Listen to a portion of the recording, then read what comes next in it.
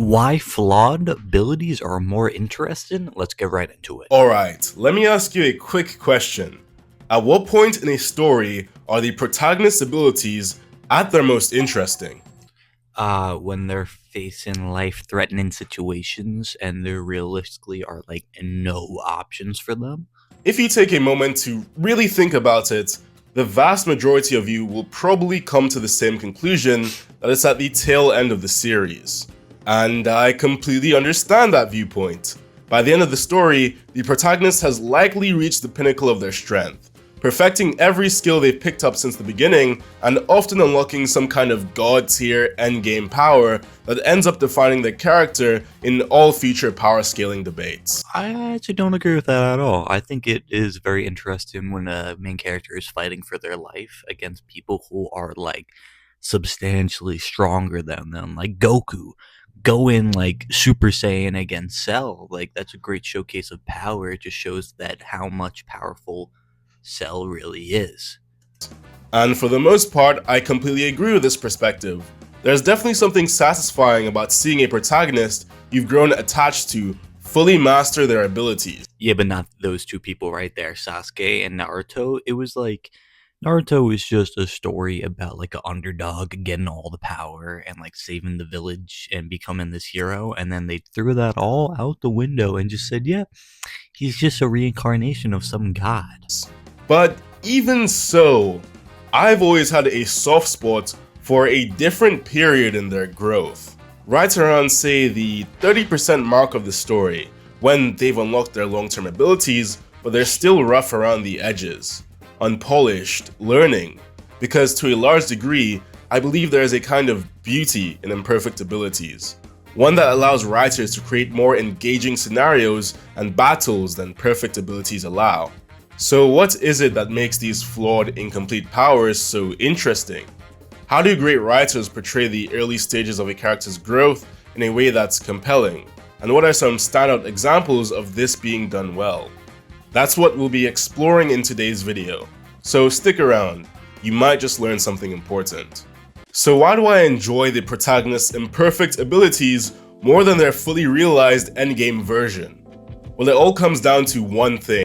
Also, the abilities that usually are imperfect, they're used like a handful of times on screen. I mean, the main protagonist, like main ability, that will be used countless of times and run into the ground. So that almost makes the imperfect ability more appealing because you only seen it on screen only a handful of times. It's kind of cool now. Flaws. When designing an ability, there's a sort of trifecta of flaws that a writer should consider. Link. Each element adds depth, and together, they shape how the ability interacts with the story. I hate when people can just use some busted ability with no drawbacks at all. It it's just bad writing. The first of these is the weakness, and is actually the least important of the three. Weaknesses are what counter the ability. It's useful to have a few in mind when crafting powers. Some writers go for hard counters, like an ability that becomes completely useless in the light, while others opt for a more indirect weakness, like situational disadvantages. But overall, this is the most superficial layer. The next trifecta is the limitations of the ability.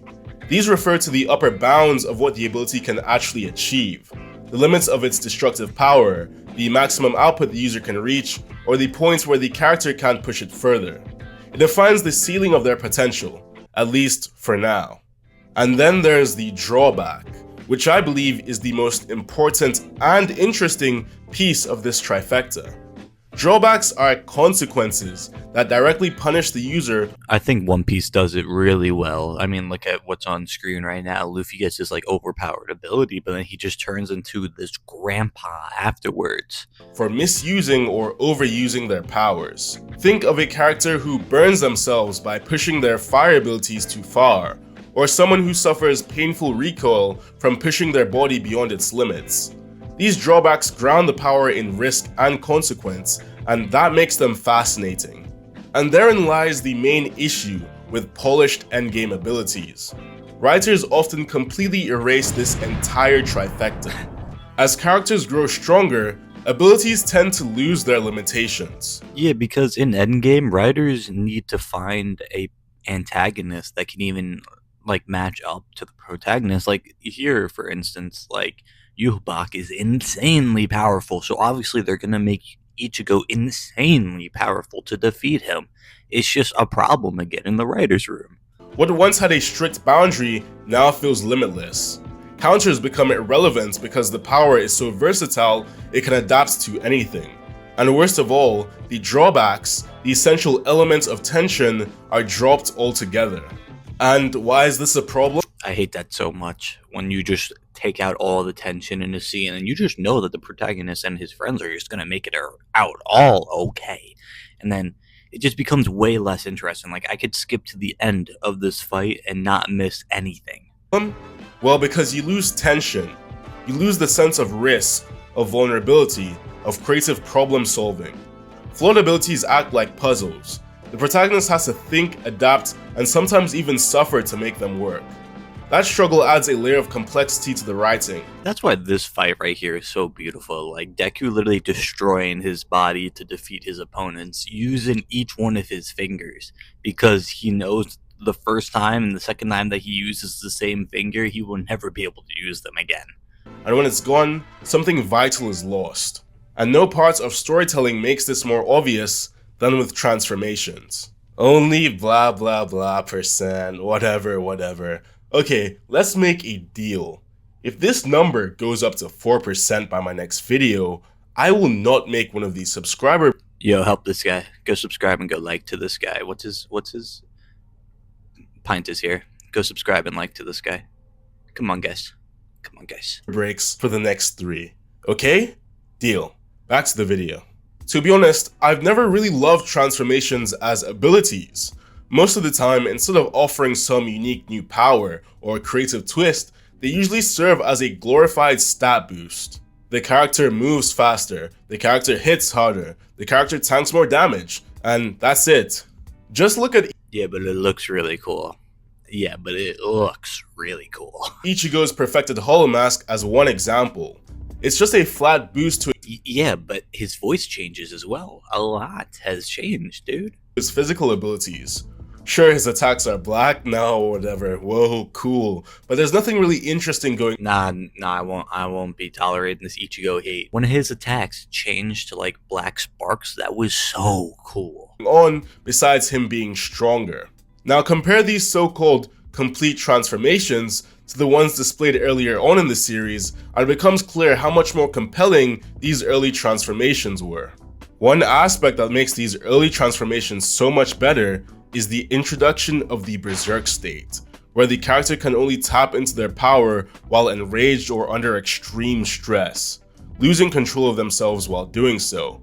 And I have to say, I absolutely love these. Just take a look at Naruto's version 2 cloak.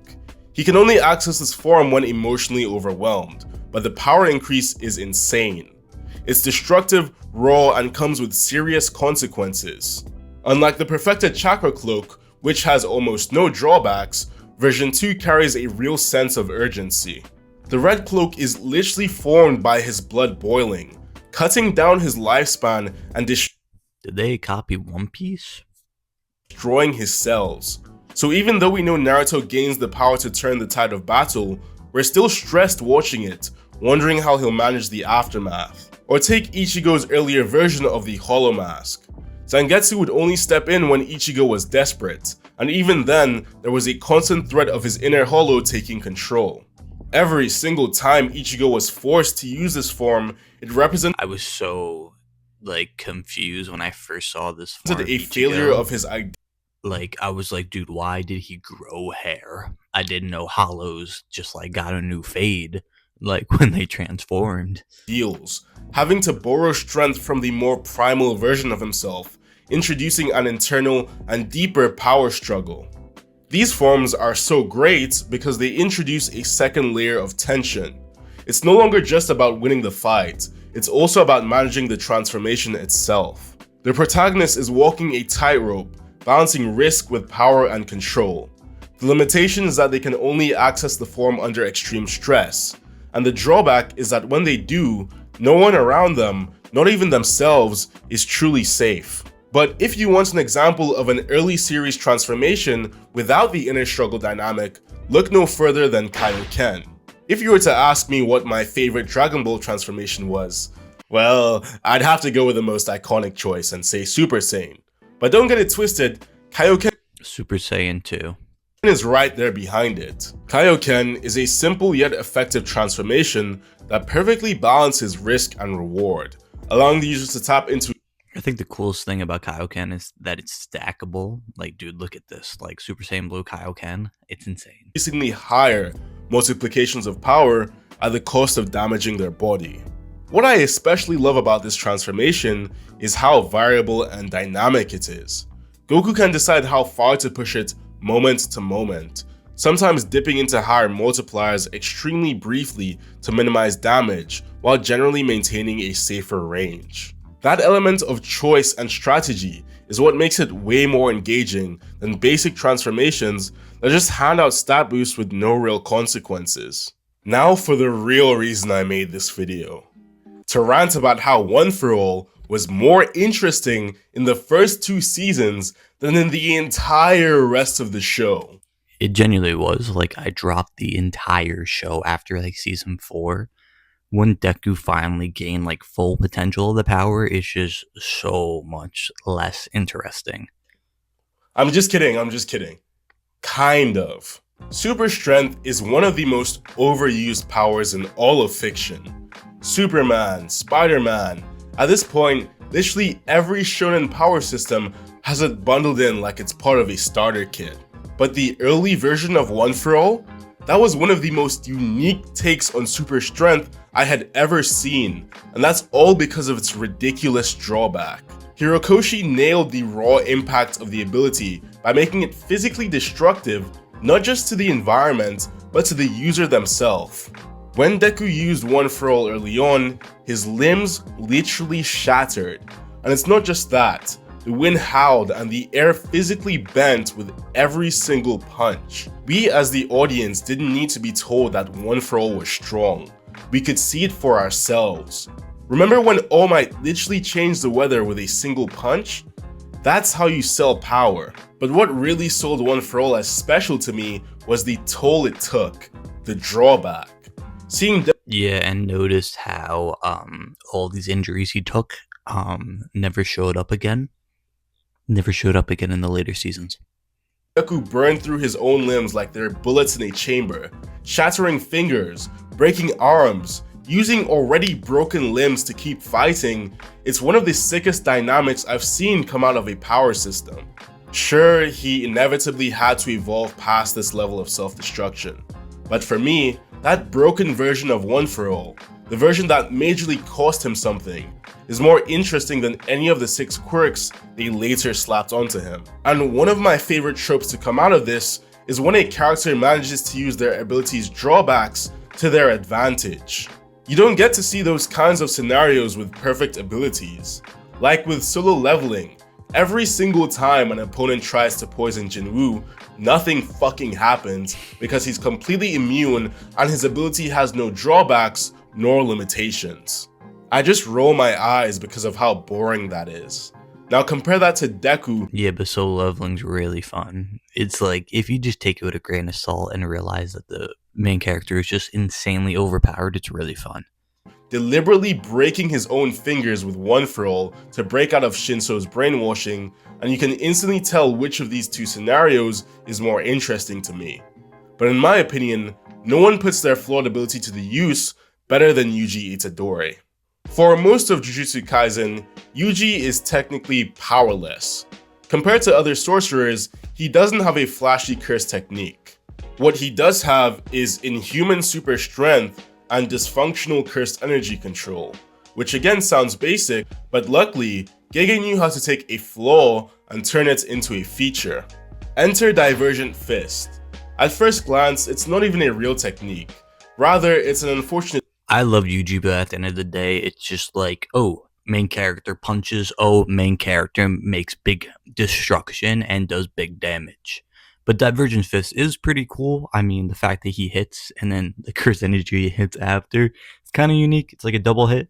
But I do think they should have given Yuji his own cursed technique.